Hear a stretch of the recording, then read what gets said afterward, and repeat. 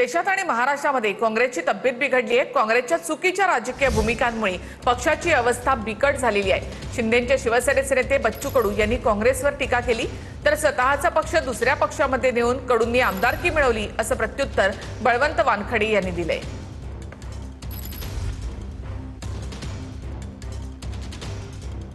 महाराष्ट्रातच नाही, देशातली काँग्रेसची तब्येत बिघडलेली आहे। तुम्ही सांगा का आज राज्यामध्ये 6 विधान परिषदच्या जागा अविरोध होतं, मी बोलायला नाही पाहिजे असं, पण त्या अविरोध होतं म्हणजे काँग्रेस कुठं गायब आहे? एवढा मोठा पक्ष साधा एक आमदार उभा करू शकत नाही, एक उमेदवार उभे करू शकत नाही। उमेदवार केलेल्याला हॉस्पिटलमध्ये भरती राहावं लागतं।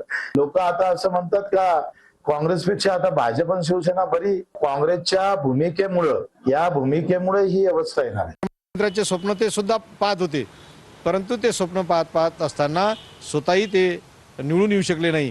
आणि आज आपला पक्ष दुसऱ्या ठिकाणी ठेवून त्यांच्या आश्रयाला जाऊन आमदारकी मिळवली हे सर्व लोकांना माहीत आहे। आणि त्यांची तब्येत निवडून न आल्यामुळे जे काही माशासारखे तळपळत होते ते, म्हणून त्यांना 2 वर्ष सुद्धा काढता आले नाही बगर आमदारकीचे। परंतु एका निवडणुकीनं 2 निवडणुकीनं काँग्रेस पक्ष संपील किंवा त्याची तब्येत खराब होईल असं स्वप्न कोणीही पाहू नये।